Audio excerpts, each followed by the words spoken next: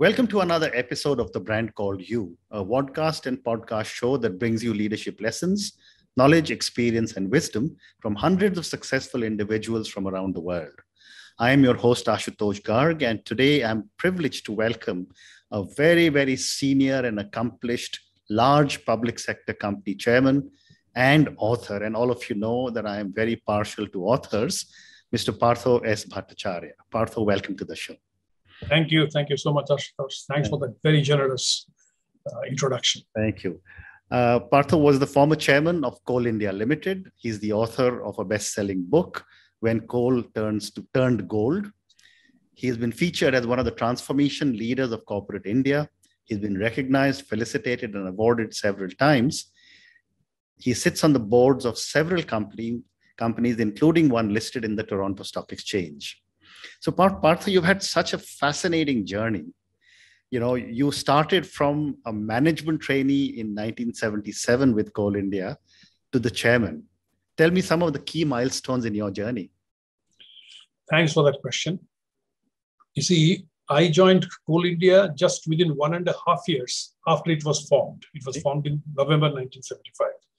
So basically, I can say I've evolved with the company. The company has evolved, and so have I.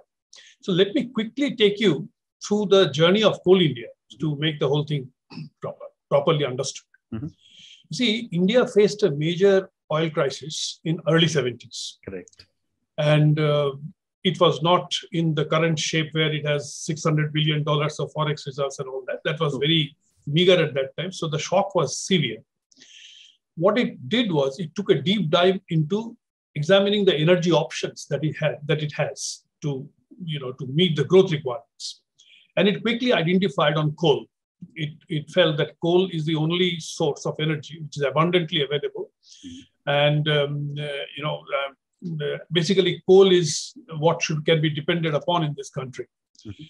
Then it observed that coal was largely in the private sector. There was a small public sector company also, but mostly in the private sector. And the growth was less than 2% per annum. Now, that kind of a growth cannot meet the energy requirement for future, for a GDP growth of even 5%. When they looked into it more deeply, they found that the price was the major bottleneck. Mm-hmm. Coal price, which was controlled, was very low, and it was not remunerative enough for private investments to come.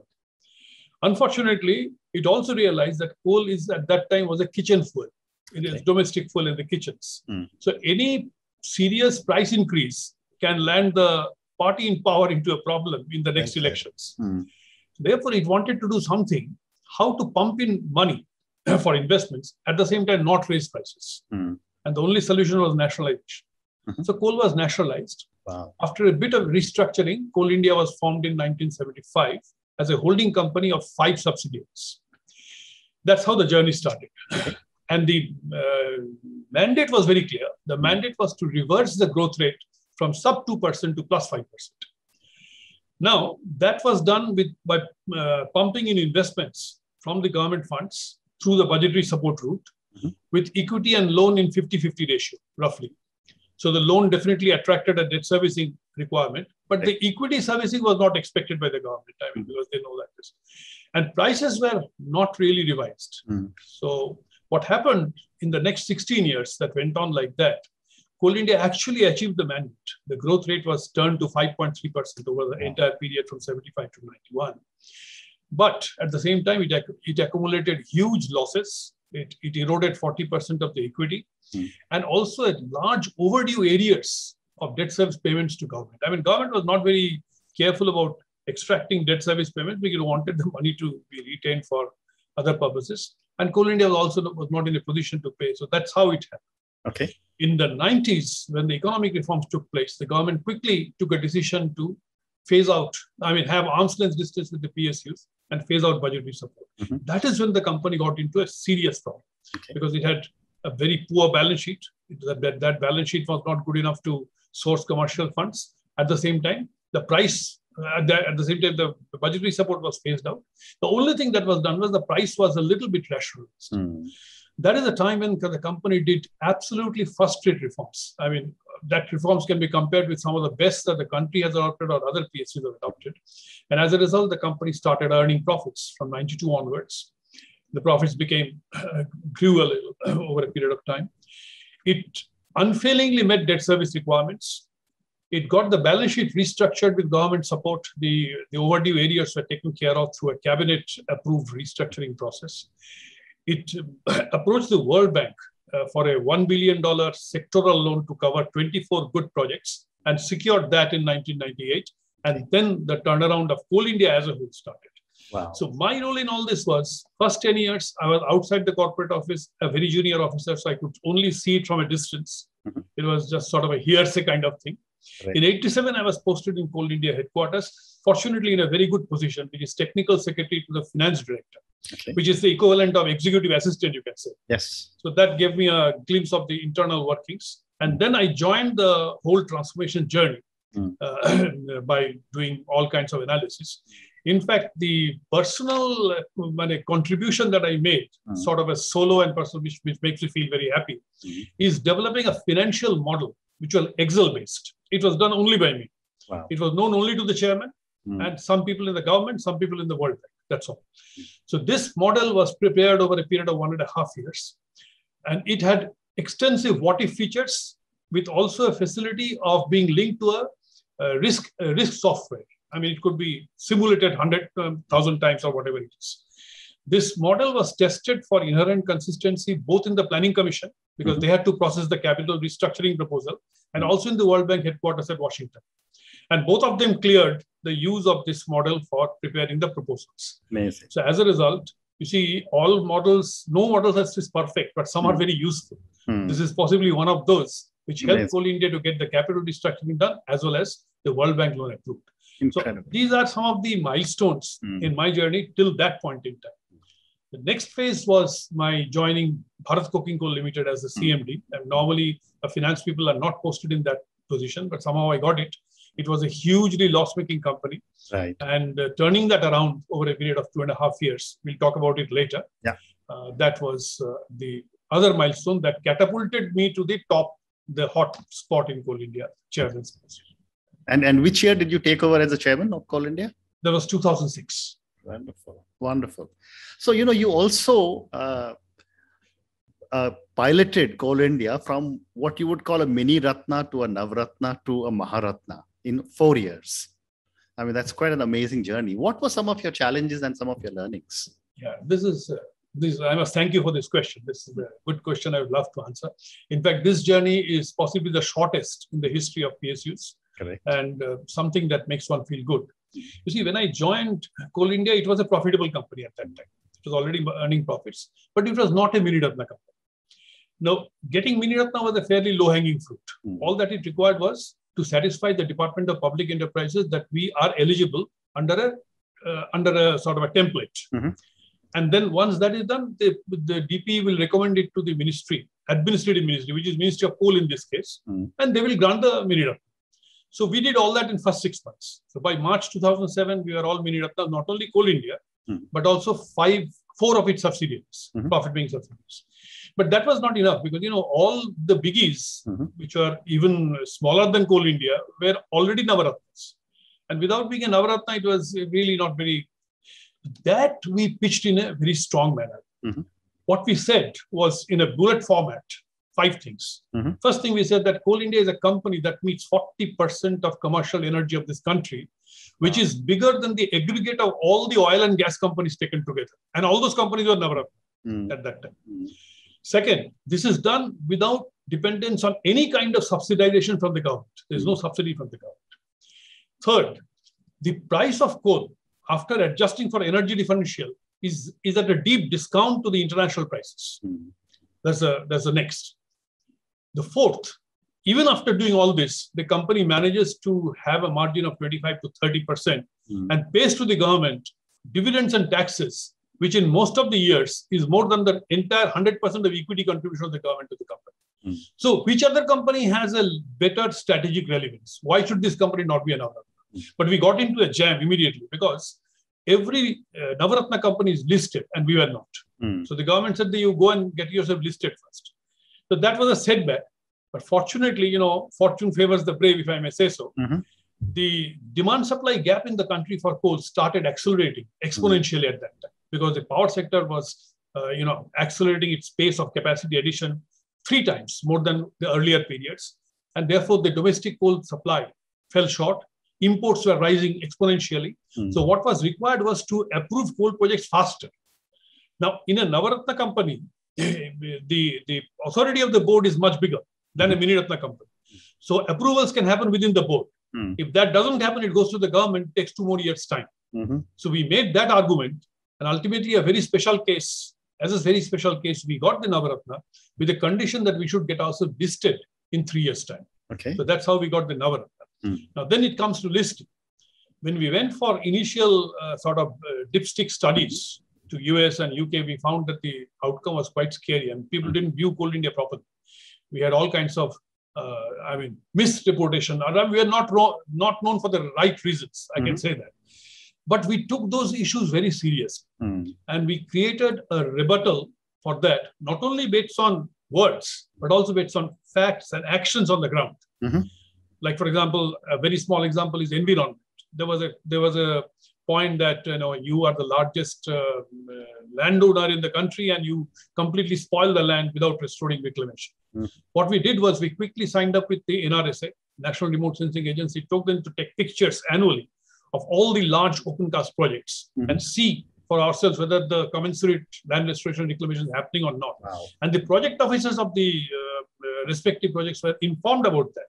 The moment that happened, after 1 year, we found that most of these projects, rather all of these projects were compliant. We pushed them to get ISO 14001. They all got that. It was a very strong story that we could write in the red herring prospectus. So this is how we tackle the issues. And ultimately, history was created when the IPO was launched. And your IPO was, when I was reading about you, in the top 3 in the world and still is the largest in India. How large was the IPO? Yeah, it was a $3.5 billion IPO, 10% of Coal India, Coal India's equity.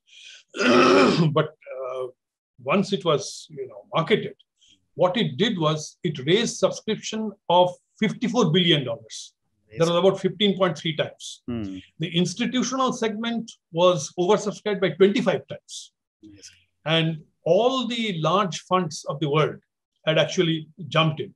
This happened because of a very strong story, told with passion and conviction, I would say that, which led to this kind of an outcome. And one point I must say that the price at which the IPO was sold was not low. It was in fact benchmarked to the best performing coal stock globally. Okay. The EV/EBITDA ratio of that particular stock, less 10% left for listing gains was the basis of price fixation. So even at that price, this kind of oversubscription took place.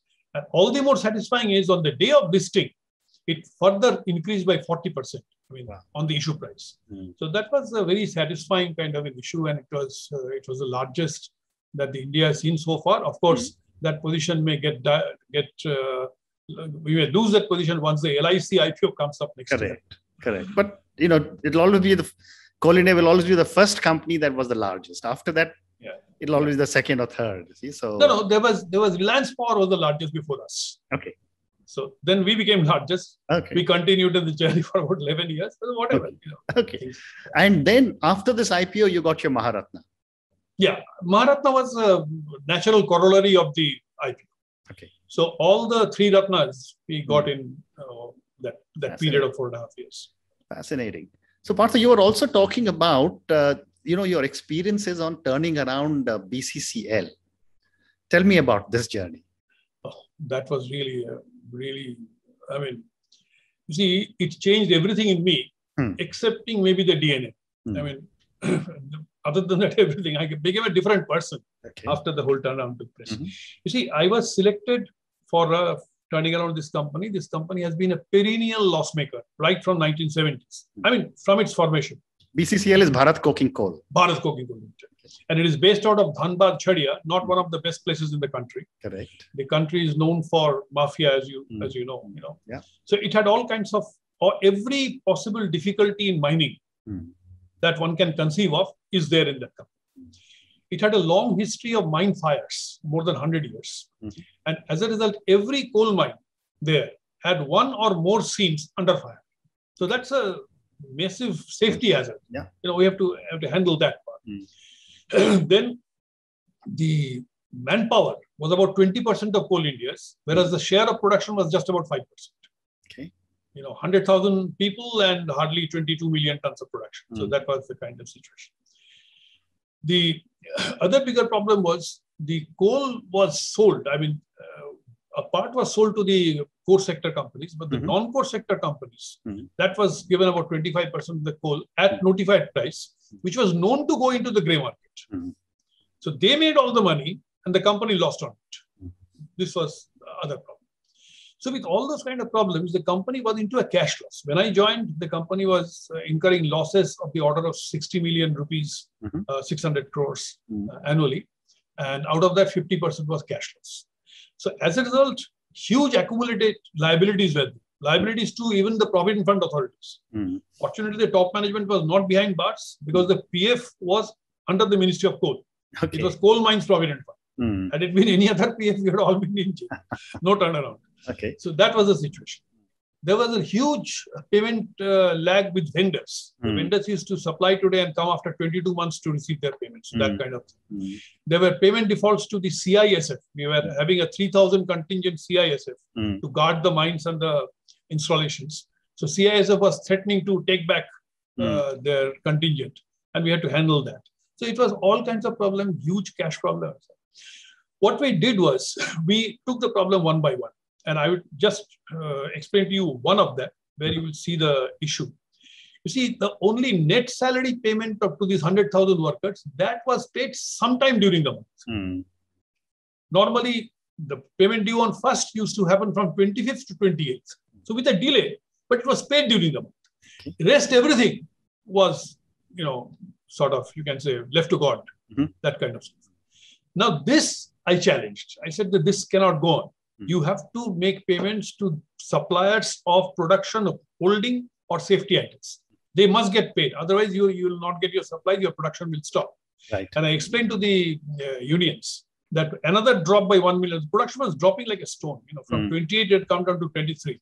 So I showed them that 1 more million ton drop means 70 crores of rupees or 700 million rupees goes out of the system. And in that situation, you will not be able to pay the net salary during the course of the month. And in that situation, we will not be facing each other across the table. Rather, we'll all be on one side of the table. On the other side will be 100,000 workers questioning both of us. And since I have come new, I will tell them to ask you, how do you explain why this has happened? Correct. So then they actually understood the whole situation. We changed the priorities. That was one. Then we insisted that the equipment have to be replaced because if equipment were not replaced, no investments were happening. So that was another problem we handled. The third point, the question of coal being sold to non-core sector at the lower prices. We had to stop that. We introduced electronic auction of coal. So that was the third point. Then we felt that in between coal mines, there were places where coal deposits were there, which was amenable to pilferage, illegal mining and pilferage. So we said that all that coal is ours. So we employed contractors to take out that coal. So these measures collectively led to turnaround of the company in 2006. Quite fascinating. And then you moved back to Coal India. Yeah, that led me to come to Coal India. Wonderful. So, I've often wondered, what is it like for the chairman of a large public sector to manage almost 300,000 employees? What are your thoughts on that? You see, there are two aspects. One is that there is a hierarchical process. Correct. The Coal India is a holding company under which there are 8 subsidiaries. Correct. And 95% of the people are in those subsidiaries. We have officers and non-executives. The officers cadre, wherever they are posted, even if they are posted in the subsidiaries, it is centralized. It is all decided by Coal India. The pay scales, the promotion, transfers, postings, etc. is decided in Coal India. The non-executive cases, it is decided in the subsidiary companies. It is not comes to Coal India. But Coal India is responsible for pay scale revisions, implementation, and all those things. And the chairman must be having a sort of a clear sense of the industrial relations situation in every company. That is expected of him. And also try to foster a relationship of harmony and industrial peace so that there is no mandates lost on account of strikes and things like that. That is the chairman's role. So I think it requires a little bit of empathy, compassion, and, of course, you have to be firm and gentle, you can say that, and deal with these issues as it comes, based on logic, rationale, and clarity. I think if one does that, fortunately, Coal India has trade unions which are strong, but they are mature. They understand. Very interesting.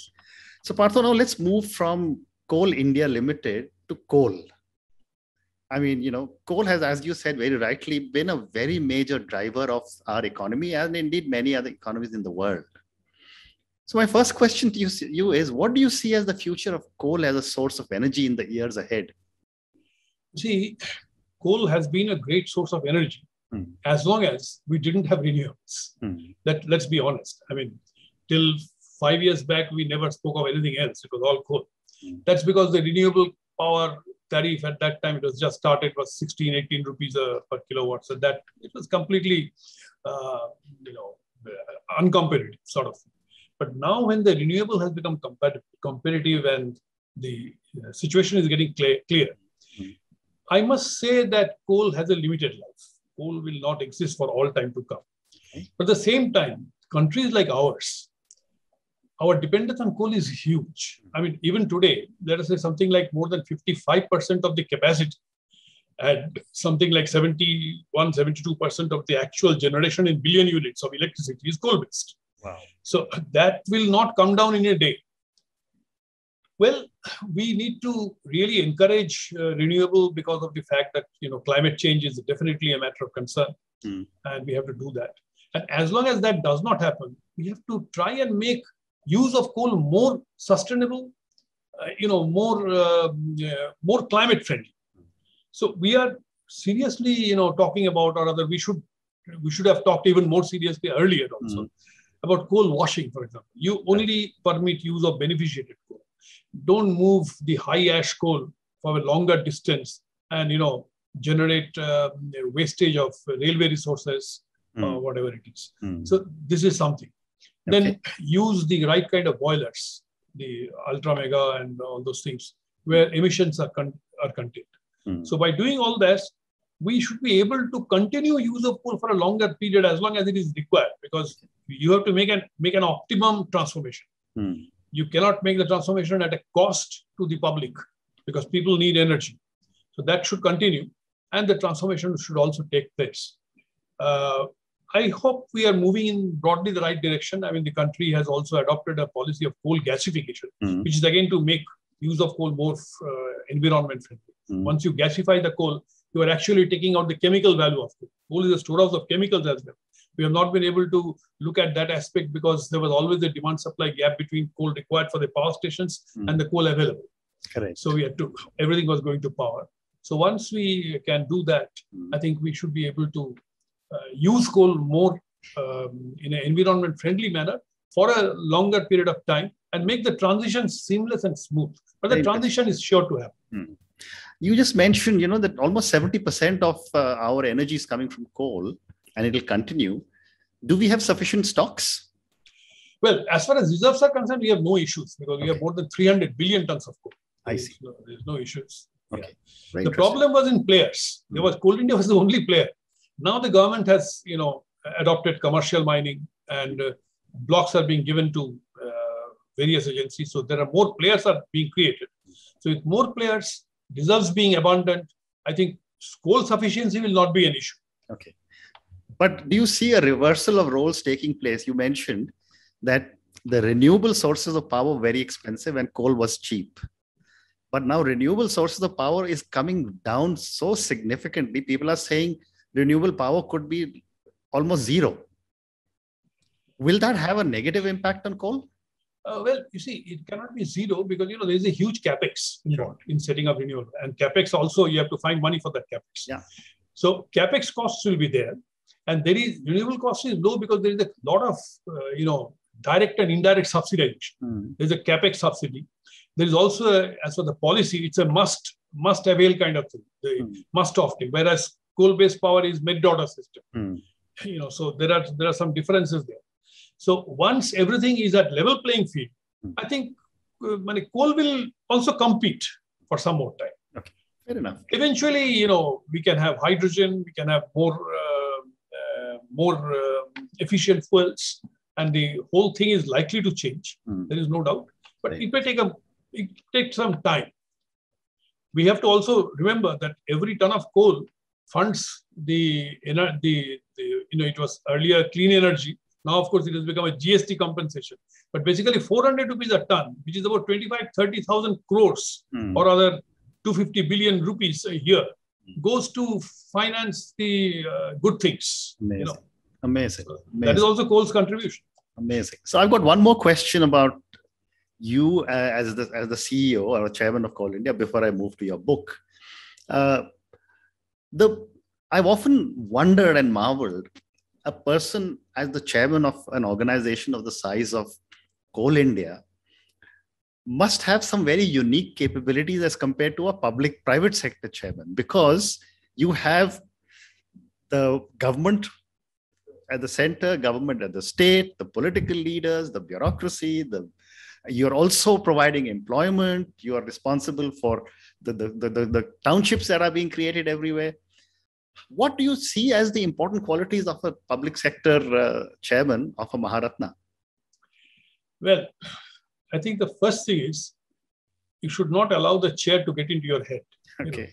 There are two kinds of chairmen. One is those who are really chairmen. I mean, they're the Rajas and Maharajas kind of thing. And the other group who actually does that job. He has been assigned a job, he does that job. Correct. Always try to be in the second category. I mean, the moment you are 60, the plug will be taken off. Correct. And it's all done. So one has to appreciate and understand the reality from that point of view. It requires a little bit of humility, that's all. Second most important thing is you must enjoy the job that you do. Without enjoying, you can't do a job. Enjoyment would require that you have a passion, you have a conviction in whatever you are doing. So if these two things are there is a component of integrity. I mean, integrity in a very holistic sense, intellectual, emotional, of course, financial, and all these things. If all these things are there, then I think you will have an automatic position of respect and regard in the organization where people will follow you. Okay. And also the ecosystem around you will try to listen to you. You will have a better response from the ecosystem. So these qualities are required to be imbibed. And the most important other quality that you require is to be flexible enough to give up one of your great ideas in favor of a superior idea from a subordinate. Okay, well said. That is not easy, but you have to cultivate that habit. Very interesting. So I'm now going to move to your book. When coal turned gold, and I saw a picture of you with President Pranab Mukherjee. Maybe he released the book. But tell me about your book and what made you write it? See, I never really thought of writing any book till I joined BCCL. Up to 2003, I was doing a job that hardly creates a situation where a book can be. BCCL, as I said, changed me into a different person, except that I think I could retain my DNA, that's all. So that is when I started thinking about the book. And after the journey in Coal India, I felt that, at least for one reason, I should be leaving a book as a document. Everybody knows that the IPO is resounding success, great thing, etc. But coming from a perceived to be laid back Eastern India company, how could this happen? Correct. How could this happen is not known to anybody. Known to a very few people, maybe some people in the ministry and in Coal India, that's all. That was a story worth being told. So that is when I thought that the book should be written. And the reason why I approached Mr. Pranab Mukherjee for writing the foreword, he actually wrote the foreword. Okay. And since he wrote the foreword, he refused to launch the book. Okay. So I got it launched by the Central Vigilance Commissioner, Mr. Pratyush Sinha. He released the book. The reason why Mr. Pranab Mukherjee was happy to write the foreword was he saw very closely the IPO process. In fact, there were a couple of hiccups. He was the finance minister at that time. He was the finance minister at that time. Yes. And there were a couple of hiccups. And I must say that his greatness was revealed in more than once in solving this. And if you have a little time, I can just mention one or two things. Sure. Like, for example, first thing that happened was the trade unions were up in arms. I mean, they conceived this as a privatization. So they said a 3-day strike followed by an indefinite strike. They called the strike. Now, I always had a feeling about the trade unions. The trade unions are strong but mature. So you need to engage with them. You cannot, say go to hell. You cannot. They will really take you to hell. Sure. So what we did was in quick succession, we arranged some meetings with them, and the last meeting was with the finance minister. He agreed to meet them. It is very rare for the finance minister to meet trade unions of a PSU, but he met them. And once he met them, the job was done. They all got convinced that this is not a privatization. So they strike through. Second thing, the problem happened with the MOEF. The MOEF, in its zeal to protect forests, they suddenly made a statement that 35% of coal-bearing reserves are under forest and mining should be banned there. Immediately, my bankers came. At that time, IPO was in the full swing. So bankers came back and said, "So you are losing valuation to the extent of 50,000-60,000 crores." So we had no way but to immediately rush back to the finance minister, say that this is what is going to happen, and the country is going to lose because the money is all going to the country's coffers. So he immediately had a discussion with the minister for MOEF and got it sorted out. Okay. The third interesting problem was the cabinet approval was not happening. Everything was happening, but not the cabinet approval. So when that problem came up, one day in exasperation, I just had a telephone talk with him. He said, "You see, it will take 3 weeks, don't worry, but I don't want your schedule to be upset. So tell me what I can do for you." So then I told him, "Sir, if you can authorize selection of bankers process to start, because normally that starts only after the cabinet approval. If it could start, but the order only after the approval comes, then we save 3 weeks." He did that. Okay. Very interesting. Very interesting. So, Partho, I have time for only one more question for you. I was debating what to ask you, but this is for the thousands of people who will listen to all that you have said. What would your advice be to a young manager who's listening to the former chairman of one of India's biggest public sector undertakings and starting off on her or his journey in the corporate world? Well, you see, this generation is very different from our generation. Correct. I must say that. And we believed in only doing jobs. This generation believes in entrepreneurship. Correct. So it is quite different. But I would say something basic always remains. So my first advice would be that the basic direction of the journey, please allow your core competence, find out what your core competence is and passion is. So let core competence and passion decide your journey. Correct. Do whatever you love and feel proud of that. This is absolutely common for anything that somebody is doing. Absolutely. Other thing I would like to say is that please always bear in mind that the devil lies in the details. Correct. Anything that you want to do, you have to go granular. You have to understand to the last point. Otherwise, you may meet with a problem somewhere. Fabulous. So I think that is the broad. Very well said. Very well said. Partho, thank you so much. It's been such an honor to speak to you. I mean, I've always looked up to Coal India as one of our biggest public sector undertakings, but it is such a pleasure to actually learn and talk to the person who led it into this direction. Thank you again. And thank you, Ashutosh. Thank you so much. It was good to talk to you. Thank you. Thank you for listening to the Brand Called You videocast and podcast, a platform that brings you knowledge, experience, and wisdom of hundreds of successful individuals from around the world. Do visit our website www.tbcy.in to watch and listen to the stories of many more individuals.